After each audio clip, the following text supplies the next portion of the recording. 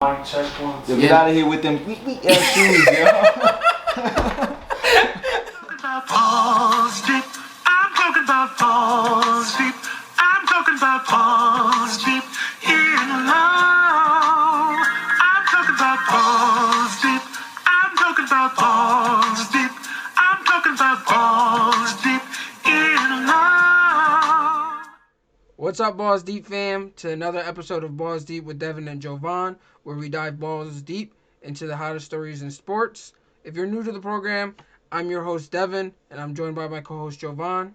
We're happy to have you guys, but before we get started, make sure to like, follow, and subscribe. And if you're tuning in via, Spotify or iTunes, or I should say Apple Podcasts, make sure to hit the download button and leave some reviews. And if you're on, YouTube, make sure to comment. Give us some reviews as well, or your thoughts. And we do have something coming in the works, or we got stuff in the works. So pay attention to our Instagram and make sure to participate when we post it. But we're happy to have you guys today. We're going to be talking about some NBA news. We haven't talked about the NBA yet in season 2 of Balls Deep. We last spoke of the NBA, end of season 1 when we had our NBA special. So there's things that have been popping off. So we'll talk first. We're gonna have to ball out real quick. So January 8th marked the first time the Ball brothers faced off in the NBA. Lonzo plays for the Pelicans. LaMelo plays for the Hornets. Both were top 3 picks in their given or their respective draft class. So this was interesting. The hype was real. The game definitely lived up to it because the Pelicans had the Hornets in the first half, but come the second half, Hornets came out to play and they ultimately won the game 118 to 110. So before we get into the specifics, LaMelo, he got the bragging rights at the dinner table. What do you think? Oh, definitely. No, it was interesting, obviously storyline. It was dope to see. I'm a fan of both Ball brothers. I mean, just because obviously Lonzo was a Lakers fan, so I was always a fan as soon as he got drafted, and then LaMelo, seeing him come up and kind of realizing the talent that he had, and seeing that he was probably the best of the 3 brothers. I was kind of excited to see what he brought to the table and to the NBA. But it was nice to see a little bit, a little bit of competitive spirit between 2 brothers. We obviously know that they used to compete all the time at home on the court. So, it was definitely fun to watch. It added a little bit to the game. Pretty sure I think LaMelo even hit a 3-pointer over Lonzo at one point. So, but it was definitely interesting. And it's just cool to see, 2 brothers battle it out, and the professionals, especially because it seems like a lot of those that family seems to get more hate than they do love sometimes, from the NBA community or the sports community in general, due to the fact that they do have so much hype. But it was definitely dope to see. I don't really understand the hate. I guess it's because LeVar, hypes up his sons, but if you were in his shoes and you were a father of these athletes, wouldn't you hype your sons up? Like, it doesn't really make any sense. I understand, he some nonsense. He spews some nonsense here and there, but you gotta love the guy for what he has done with raising these kids, and 2 of his sons being top 3 picks. Like, he did what he had to do. He didn't force them to get into basketball. They chose the sport of basketball, and he respected that, and he coached them to be the best. And now they've reached the highest level you can reach in that sport. So I'm definitely a fan of the family in general. I do agree that LaMelo, I think, will be the best out of all 3. That's just because I think he has the potential. He has the highest ceiling. But LeVar admitted that before too. He was like, Lonzo's pass first. Jello's got the best jump shot out of all of them, which he does. He just hasn't got the opportunity to prove it in the big leagues. But he said LaMelo was a hybrid of both of them. He can pass and he can shoot. And he's definitely more aggressive on the offensive end than Lonzo is, and you've seen that in this matchup between the Pelicans and the Hornets because he had the better night between the two. So he gets the bragging rights not only with the dub, but he gets the bragging rights in terms of the box score as well. So he nearly notched a triple double. So he had 12 points, 10 rebounds, and 9 assists. Um, I was kind of disappointed and bummed that Lonzo and him didn't face off more than they did. I think it's because they had Bledsoe guarding him or whoever was running the point, which most likely was Bledsoe, which was disappointing. But the short time span that they did match up, you mentioned it before. Melo did hit a three while Lonzo was guarding him, so I know he was geeked inside. You know, like he was when he dropped him in his backyard because he slipped. Yeah. No, it was definitely dope to see that. See them dap up before the game and then get on the court and, you know, forget all of that and play their game and compete against each other. Um, as brothers at the NBA level, it's always dope to see something like that. So Yeah, so Lonzo didn't have as great of a game as Melo did. He, shot 1 for 7 from three. He was 2 for 8 from the field. He had a total of 5 points, and he had a block, a steal, 3 assists, 2 rebounds. So he was spreading love on the stat sheet, but in terms of scoring, he didn't have the greatest game. Um, but I think LaMelo also blocked him when he was driving to the paint for a layup. So he's definitely got the notch up on his brother. So I'm pretty sure next time they match up, Lonzo's gonna want to clamp him up. He's gonna want to guard him more often, and he's gonna probably be more aggressive on the offensive end. But the team in general probably are gonna be more aggressive just because they blew a lead. So that's all I had to say. I don't know if yeah. you want to finish that up. No, yeah, that's all I really have for Lonzo and Lamelo's matchup. Um, like I said, I can't wait to see those dudes, play against each other, more times in the future. Possibly they could match up later on in the future due to the fact that, Lonzo might not remain a Pelican, so there's always that Maybe they could possibility. be both on the Um, Hornets. Who knows? oh, definitely. So we'll definitely have to wait and see what it's like for them. But moving on to our next topic, um, we were going to talk about the possibility of the NBA expanding its rosters due to the fact that obviously we are going through a pandemic, and obviously there are players, kind of on and off the floor due to the personal reasons or, due to or COVID protocols and not passing them or failing to or testing positive for coronavirus and stuff like that. So. How do you feel about the possibility of the NBA expanding rosters due to coronavirus? I think it's a great idea. I think it's similar to how the NFL approached their practice squad, where now you get to pull up more players than for game day. So more players get to suit up, and also now veterans are allowed to be on the practice squad. So I think they should have had this in store already. I think about it's usually a 15-man roster and 12 men get to suit up.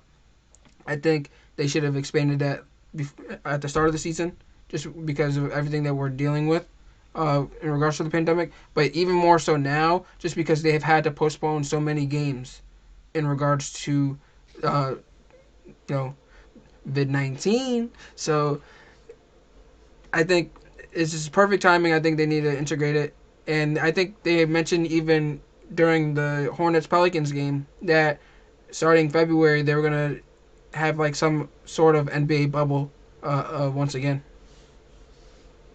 Oh wow, that's actually news to me. But I'm definitely all for expanding the rosters, especially due to coronavirus. Or more so, specifically due to coronavirus. But I agree completely. You kind of wish it was something that they already had in place because obviously we lost a couple games due to the fact that so many players were out, and teams were literally having 7, 8 man rosters out there on the floor, almost reminiscent of those Laker days we don't like to talk Yeah, about. when Chris Kaman was freaking laid out on the bench. laid out on the bench. Yeah.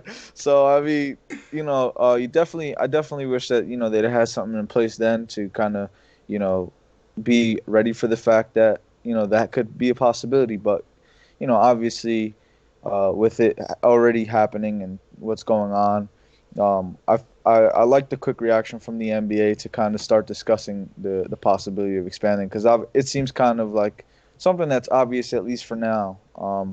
Throughout a pandemic, and so you'll avoid a lot of the issues of having a too small a roster to continue on with the games, and that in turn gets rid of the hassle of trying to then reschedule those games later on when, I mean, it's already so hard to get them scheduled, with everything going on. So, The, obviously, expanding the rosters will, you know, stop that from happening, and we'll be able to continue with a good NBA season, complete NBA season without and I interruption. guess one thing that I actually enjoy about this season is these back-to-back games that they got going on. A lot of them are in the same against the same team, and I Yeah. think they need to carry that on to future seasons just because it's less hassle on the players' bodies because let's say the Lakers are playing the Kings, even though it's still within the same state. Um, then they're playing them in a back to back. Now we're playing the Kings again. So I guess there's less travel time, and obviously it would have to be an interconference game just because you played them more than twice a season. Whereas if I said the Celtics, we only get one game against the Celtics at home and one game against them on the road, so it doesn't really work that way. So if anything, integrating more back to back games against interconference teams so that you can it's less travel time and less hassle on the players' bodies. And I think moving forward, it'd be more beneficial for the league. No, yeah, I completely agree with that. I mean, obviously, there's been a lot of those back-to-back games due to the fact that teams are trying to avoid less travel. But I completely agree in the sense that not only do you get to see these teams battle, the same two teams battle it night in night out, which has left us with what feels sometimes like a mini series, but also like you said, way less traveling. Which and sometimes team might play a team once one week, and then the next week they might have to play them again, and here they are traveling in between multiple times. It would definitely it just seems like it'd make a lot more sense for the NBA to add that in general, just to avoid playing a team twice in 2 weeks, and but in between there traveling to 3 4 different states. It just doesn't really make sense in general. So it definitely would. That's not something I really thought about until you mentioned it, but it actually is a really good idea to kind of just keep scheduling those games that way to avoid so much traveling for these players. But before we get into our next topics, I have a question for you. What Yeah. is one thing that you are surprised of? It could be a player, it could be a team. This season thus far. Something I'm surprised about in the Yeah. NBA. So, is it a player's performance, a specific player? Is it a team's performance? What has stuck out to you thus far? In I want to say like the 10 game sample that we've got. Um, Honestly, if I'm being honest, what surprised me is I feel I feel as though obviously the NBA has been a lot more lenient on the sitting out. I was kind of expecting a lot more players to sit out a lot more often. There are still those guys that take advantage of the sitting out, especially guys that already kind of like taking those games off. I feel like I haven't seen it nearly as much as I kind of expected to, and that's still leaving us with a lot of good competitive games where we're having the complete roster. I feel like it could have been a lot worse, especially with the NBA being more lenient about it. Guys sitting out even back-to-back games or just sitting out a lot more often, and I don't feel like it's happening as often as I thought it might. Which is a really good thing because it means that people, it means that players, even though it's a quick turnaround, it means that players are still feeling fresh. Um, you know, players have been able to stay remotely healthy. Obviously, everyone's going to have injuries, but with the quick turnaround of the season, it could be a lot worse. And I don't think that I think the players and the league in general are just handling it really well compared to how bad it actually could have been with how quick the turnaround was. You know what I mean? It could have honestly been disastrous, just the fact that they had to turn around so quickly. But really, it's gone really really well. Aside from obviously not being able to account for teams not having full rosters and things like that. For everything that they're kind of dealing with and having to do this quick turnaround, they're just managing it very well. I agree. One thing I'm surprised about. So I mentioned in the NBA special at the end of season one that I didn't think much of the 76ers, and I didn't think that they were gonna exit the first round in the come playoff time. And I'm gonna stick by that statement by them not exiting the first round just because there's 4 teams I don't expect them to beat, and they're gonna have to face one of them most likely. But they were one of the last undefeated teams in the Eastern Conference. They came out guns blazing, which I didn't expect, and it's part of it is because of Joel Embiid. He seems to outside of him sitting out due to injury, but that was expected. But he's honestly looked like a whole different animal, and we knew what he was capable of, but we didn't feel like he took his game seriously to take it to the next level. But this man, when playing, is balling out. He's averaging like 25 points a game. He's shooting around 54% from the field, almost 40% from three. Like I think it's like 11 rebounds or something around that nature. This man is honestly, if he continues this, and then Tobias Harris, plays the way that he was playing under Doc with the Clippers, this team's gonna be a problem. And although they brought Danny Green in for shooting, he's really not doing anything. But Yeah. he got 3 rings though. He got 3 rings. But um, I mean, just imagine if Ben Simmons started taking but basketball Ben Simmons has seriously. been playing really well for them too. Yeah. And then now they got Maxey, who's came on the scene due to all these players that they've lost due to injury or COVID that had to sit out, and had a shortened Yeah. roster. Maxey, the rookie, came out balling, and now he's No. adding. He's now going to get more minutes in the rotation, and that's going to be beneficial to them moving forward. So, and then they got Shake Milton, who's added a spark as of late, especially with his shooting ability. So that team alone has surprised me. The Magic, they surprised me with their start, but they've been on the downspin, especially due to injury to Markel Fultz. But their start where they went undefeated for some time up until they lost to the 76ers was pretty surprising as well. No, I definitely agree. I mean, the Magic one was a little bit more surprising to me. I know a lot of people were critical on the 76ers and saying that, Doc Rivers, they think he's kind of a little overrated. They don't know that he deserves all the credit that he receives as being a good coach. And obviously, we were hearing a lot of possibilities of, the 76ers maybe moving on from either Simmons or Embiid. But they are definitely, surprising some people. But I think the Magic thing was a little bit more surprising to me, especially considering we were all talking about it. And you did say that you thought that the Magic would be a team that might not make the playoffs after having made it last year. And they started off pretty hot. They were able to, I think it was, how many games they start off? Like I four, think they went 5 and 5 0. and 0. Yeah, they started off 5 and 0. They looked really good. Obviously, Markel Fultz going down was a huge blow. That really Yeah, sucked. That was one thing that from the NBA. I guess if we're talking about surprises, that not only surprised me but kind of hurt a little bit to see him go down because he really just can't catch a break. I think he's a for talented sure. player, so I want to see I him out there. I But hope that the sucked. Magic go out and make a move, especially now that Fultz went down. But I think they needed to make a move even before then, to make that push and make that jump that they haven't been able to make in recent years.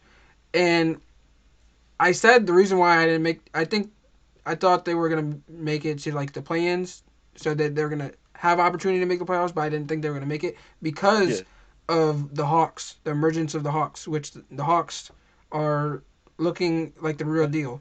And then also I mentioned the Wizards, but the Wizards don't even look like the Wizards Yeah. look like they're about to get the first pick the way they playing. They look to Yeah. be. It was Yeah, just they look don't really really bad. look well when Beal and Westbrook are both on the floor. They usually perform better when only one of them is playing, which is pretty sad. I mean, yeah. I mean, they have one of the worst records in the NBA, and that's what Bradley Beal leading the league in score averages. So, I mean, not that scoring means everything, but when you're averaging more points than anybody in the NBA and your team can't win games, uh, he's consistently dropped like 40 points, and then they still lose the game. So I don't know what's going on with them over So there. my last surprise, I'm not gonna mention it because it has to do with the team that we're actually gonna be talking about now.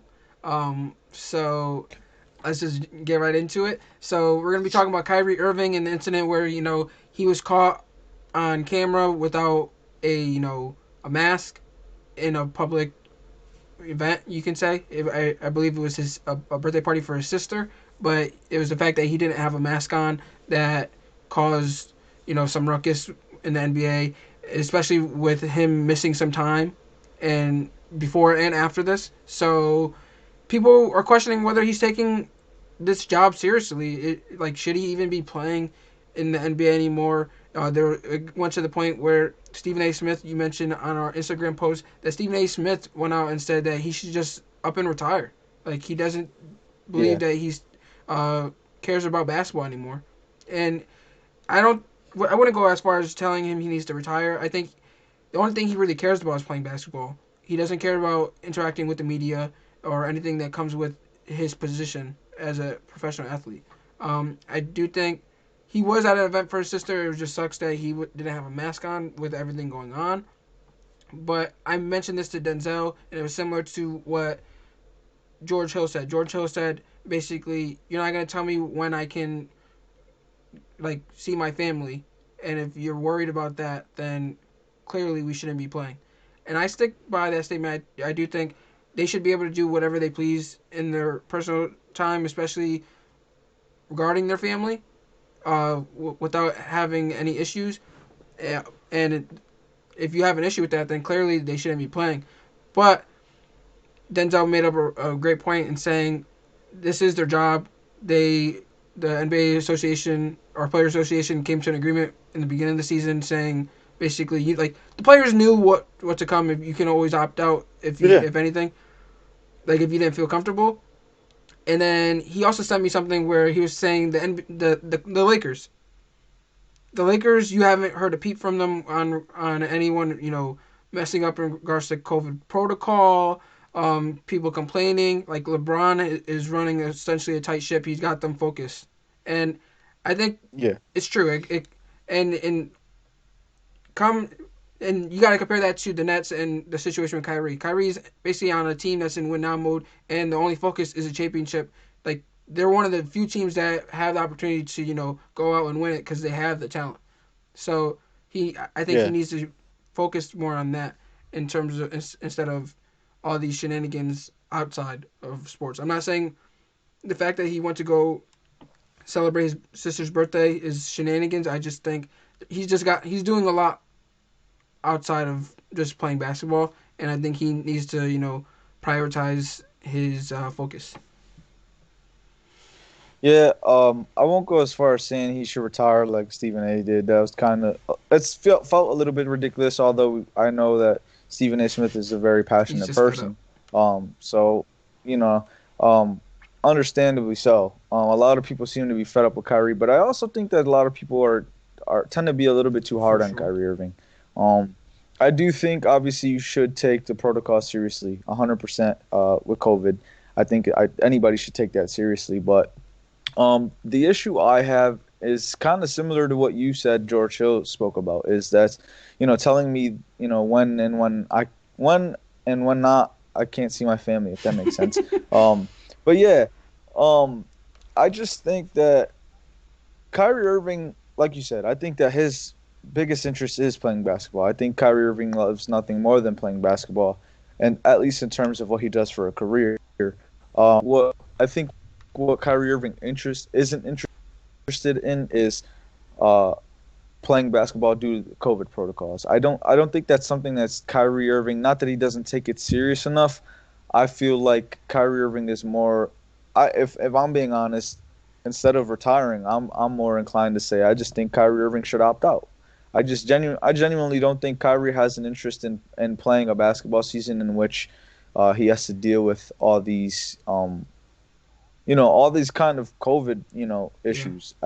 This Kyrie just seems like the kind of person that he seems very straightforward in the sense that like he wants to play basketball and he doesn't want to have to deal with all this extra stuff. It's stuff that everybody has to deal with, so I'm not, giving him any kind of pass or excuse. Um, but I just think it's something that Kyrie's not interested in doing. I think Kyrie would rather, uh, just play basketball and not have to deal with everything else. And I think it's kind of unavoidable this season to not have to try and deal with that stuff. And that's really why I just say I feel like maybe he should opt out. He just seems like that kind of person that really takes no interest in all this background noise. And so, I mean, we've seen it already this far. Like I said, he kind of has one foot in the door, one foot out. So, at this point, I'm pretty sure that might be why the Brooklyn Nets kind of pulled the trigger on this Harden trade, which we will talk about next. But um, is due to the fact that there's always so much uncertainty around Kyrie. So um, maybe at one point or another he'll get more serious about the season. Maybe it'll be when there's a bubble, and maybe he'll have a lot less to worry about. Although that also leaves the that also leaves the question of whether or not he'll want to enter a bubble, and maybe he'll then want to opt out Yeah. when that becomes a thing. So Kyrie's just, I mean, he's really just it's Kyrie, and I feel like that's really what the issue is that so many people have with him is he's such a he's just you don't know what he's gonna do next. He's unpredictable, and I feel like that's really the issue that people have with him. My issue is the fact that to start the season, the Nets were balling. Him and KD look like a perfect pair. They seem to be dropping 40 bombs. They were undefeated at some point. Like they looked like they were a problem to be like reckoned with. But then load management happened, and Yeah, KD started taking time off. Kyrie started taking time off. It didn't take long for them to get into this, and it makes sense because they're both coming off an injury. KD's being a bit more serious, but load management was bound to happen. But once that happened, they started losing.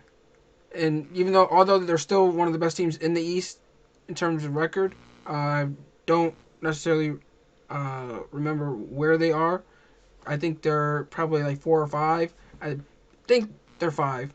So they fell a little bit, but like they have their own struggles as a team, and I do think him missing some time is not helping because they need to build some chemistry. They're a new built team, and chemistry needs to be had in order for them to compete for a championship. And now that they pulled the trigger on that James Harden trade, which we'll jump into in a minute, now they're even more uh, in need of some chemistry. So he yeah, needs to return ASAP.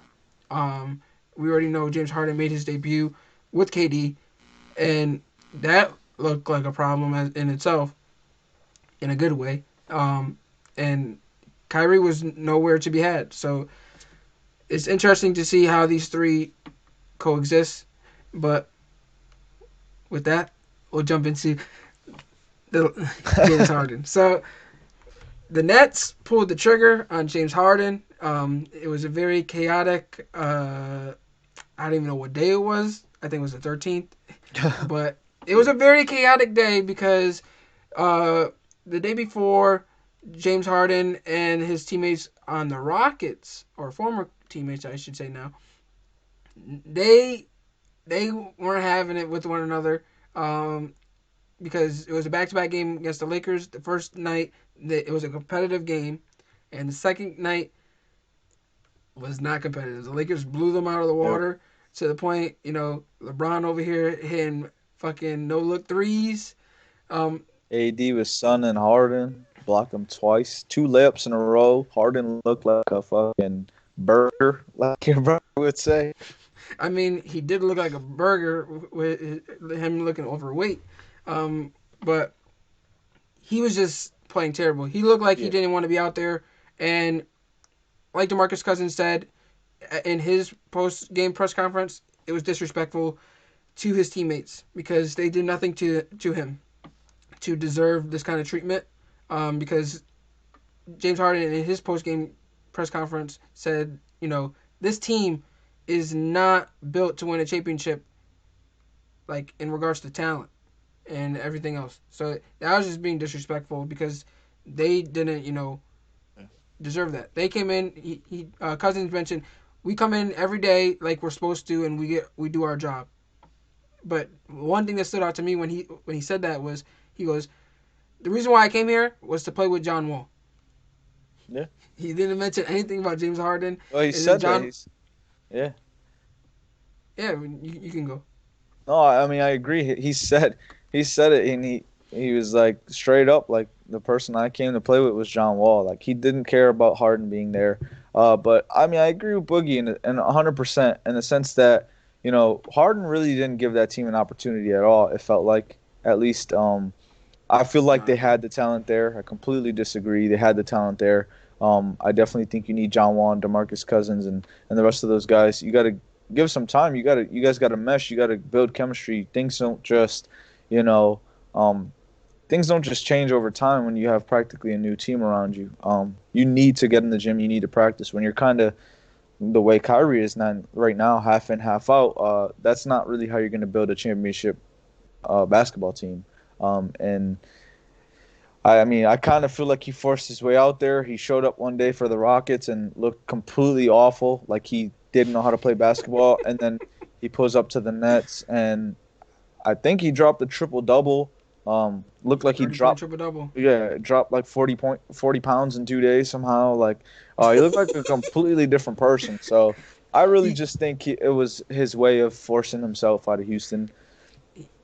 he was playing with a fat suit on Yeah, basically. it remains 'Cause to be seen whether he made the right choice, but. so they were saying basically he pulled a Kevin Nash, and when Kevin Nash faked injury, and he next thing you know he fucking unrevealed that the cast wasn't even his leg, and he and he got up and jumped in the ring.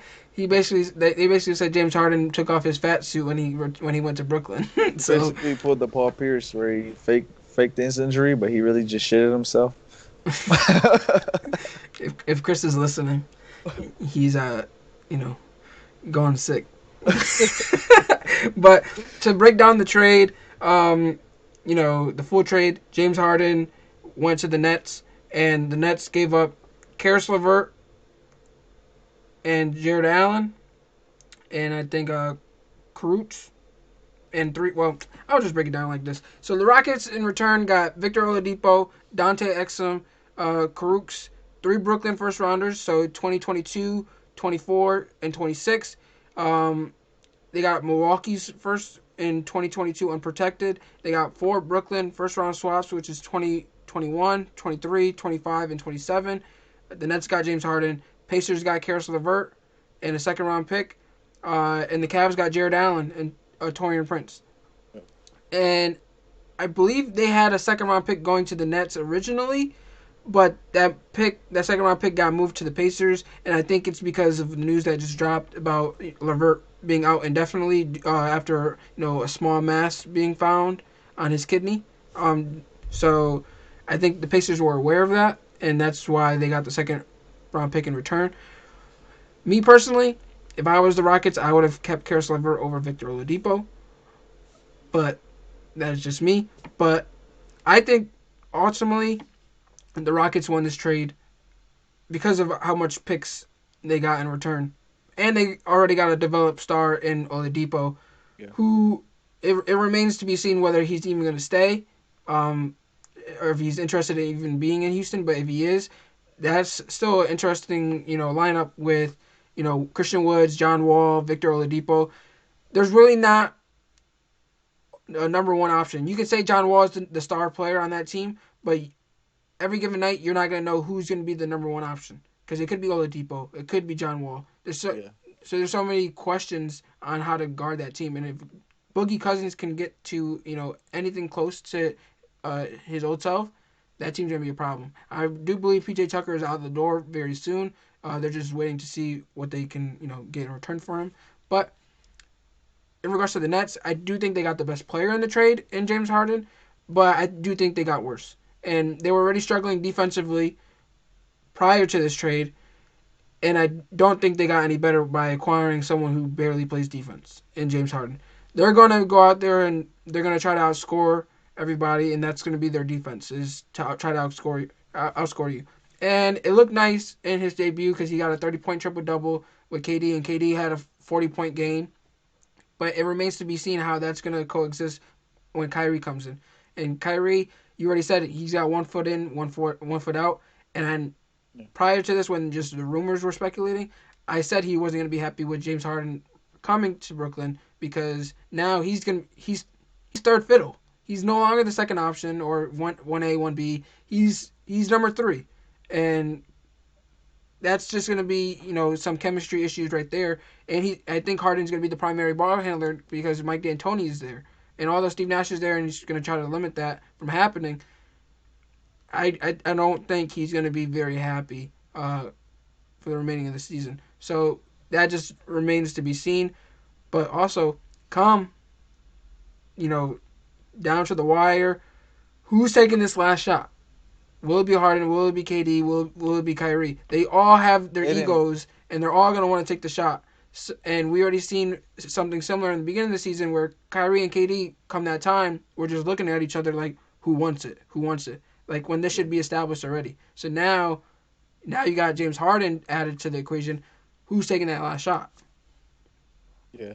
I mean, in my opinion, I think it's the person without the ego that takes the last shot, and that is KD. I think he's the best player of all three. For sure. I think he's the deadliest from anywhere on the court. I think he's taking that shot if I'm the coach. But with that being said, I completely agree. I think that Houston did win the trade. I mean, at this point, they're kind of competing with the Thunder for picks in the next few years. So, I mean, due to this they trade, did need draft capital, and they definitely, got that, which was huge for them. So, I definitely do think they won this trade. Clearly, Brooklyn got the best player in it with James Harden going there, but that bench, like you said, that defense took a hit, but just their depth in general is gone. I mean, practically. Team with just James Harden, Kyrie, and KD at this point, because they really don't have depth at all now. Not to say that everybody on that team is a scrub. They do have a few players. But like I said, with that being said, I wasn't sure how this trade was going to work out because I was reading reports originally when Brooklyn was atop of the list that it was something that KD and Kyrie didn't want. Then I was reading after the trade happens that it's something that KD and James Harden have been talking about for months. So that leaves me wondering whether or not it's just Kyrie that doesn't want it. Now, with him already having so much uncertainty around him, maybe that's why Brooklyn decided to pull this trigger. But I'm just really curious to see how he genuinely feels about this. Because Kyrie does have a bit of an ego, and it seemed like he was perfectly happy with the team that Brooklyn had assembled. It seemed like him and KD both believed that they could win a championship. Who's to say that Kyrie now still feels the same way, or that he even wanted to play with James Harden, and now even have to kind of take a step back and now be the third option. So, I think that just that uncertainty in general isn't good for your chemistry. And now adding James Harden and adding more uncertainty with Kyrie's situation isn't going to help. Who knows? We've yet to see how this trade plays out. They could still be a great team, but I just don't think they're going to be able to. I mean, we saw it yesterday. They did really good. Obviously, like you said, KD 40-point game, James Harden 30-point triple-double. Add Kyrie to that roster, capable of putting up another 30, 35 points. Great. But how are they going to stack up against championship caliber teams in Boston and LA and, Clippers? Like, how are you going to stack up against those championship rosters for 7 games? Yeah. it's going to be tough. I think offensively they're not gonna have any problems. Oh, The not only at problem all. that they're gonna have is come down to the wire who's taking the shot. That's the only issue. Oh, and maybe who's gonna be the primary ball handler because will it be Harden? Will it be Kyrie? They all can dribble, so I think the best is the Yeah. best solution for that is to mix it up. But 100%. But just think about it like this. For me, at least, this is the way I think about it. You get to the Eastern Conference Finals against, say, the Boston Celtics. Who do you have on that? You don't have enough players on that team to guard Jaylen Brown and Jason Tatum. Like you just don't have enough people. You yeah, don't have enough people on your team to guard Dennis Schroeder. You don't have enough people on your team to guard LeBron, and and that's AD. and, Yeah, it's and that's just where I was. That's KCP. where I was gonna go. Like outscoring your opponent can only get you so far, and now the perfect example was the Rockets last year or years before that when D'Antoni was the coach. Like they try to outscore their opponent, but defensively they weren't really up to par with everyone else. So I think they're going to be invested in the buyout market when it comes around the trade deadline because they don't have the draft capital or assets to trade away to get other players, and they're just going to try to acquire these buyout markets because they don't have the depth to live up to Yeah, these other teams that you're naming. Because right now, their starting lineup would be Kyrie, James Harden, Joe Harris, Durant, and DeAndre Jordan, and then their bench, the few players I do know, is they got Landry Shamet and they got Jeff Green. After that, it's a nobody, and you can't win with the 7-man rotation. You can't. So I think they're going to be looking for a buyout market. So maybe another big. They'll probably be looking at a JaVale McGee because now that the Cavs acquired Jared Allen, uh, there's an odd man out. So Andre Drummond's balling out, and they're going to want to keep Jared Allen long term for the future. So the odd man out is McGee. So if they can't trade him, they'll probably let him go, and he might go to the Nets. But they need people in terms of depth. Defensively, they these people that they add need to benefit them in regards to that because that's where they're going to struggle big time. Because like you said, they don't have anyone to guard these other people on the other team. Out of those 3 stars, the best defender is Kevin Durant, and he's coming off of an Achilles injury. So yeah. yeah, offensively he's still up to par and he could drop 40, but defensively he's not going to be as explosive to guard a LeBron or guard Anthony Not Davis. at all. I mean, So and like I just said, I mean, if we're just saying it's the championship Lakers, obviously let's take that as a reference because you'd imagine if they want to win the championship, they got to beat the team out of the West. And if we're using the Lakers as that team for now, because even if a team ends up beating the Lakers, I mean, you're gonna have to beat the team that beat the Lakers, which is a very stacked team. So you just don't have enough people, like you said. KD being your best defender, put him on whoever you want. LeBron, AD, Schroeder, but there's still 2, 3 other guys that are capable of dropping 30 points on you. Not to mention that there are guys deeper in the Lakers roster in depth that don't put up points, but are more than capable of fucking ticking off Kyrie on the defensive side of the ball because people who don't watch enough basketball or even enough Lakers basketball might not know who the hell Caruso is. I don't know how you don't know at this point. He's a meme. Caruso.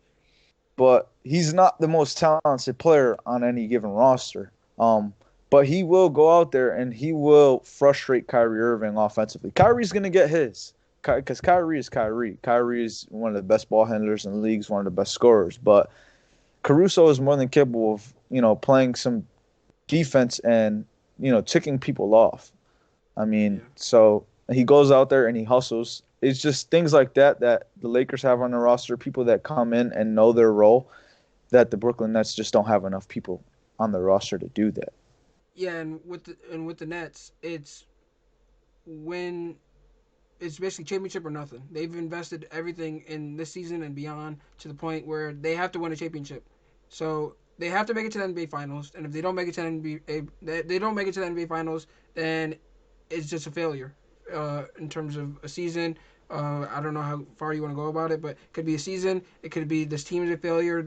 They need more pieces, and a lot of their salary cap is accumulated in these 3 stars. So they don't really have as much to surround them with pieces to win a championship if they can't win with them right now. So Yeah. they need to win the East, and that's first and foremost. And then win a championship. We can deal with that when it gets there. But basically, they should win a championship with these 3 stars. Because you could probably say, in terms of talent, this is probably the best trio that's ever been assembled. And I'm just 100%. saying in terms of talent, not even Of a trio, yeah. Then that's 100%. You're 100% correct about that. And with the trio being the most talented you've ever seen, I've never seen in my lifetime any trio being this good. But that's exactly where the issue is. It's just the trio. yeah. Um, it's going to be tough.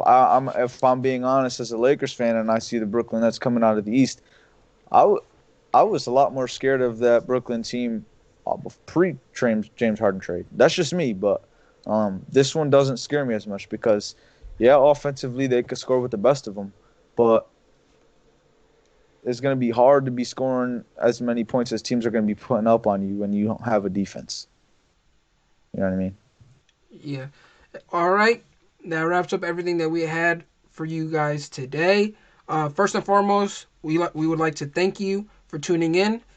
Secondly, make sure to give us some reviews and comments, and go follow, and subscribe.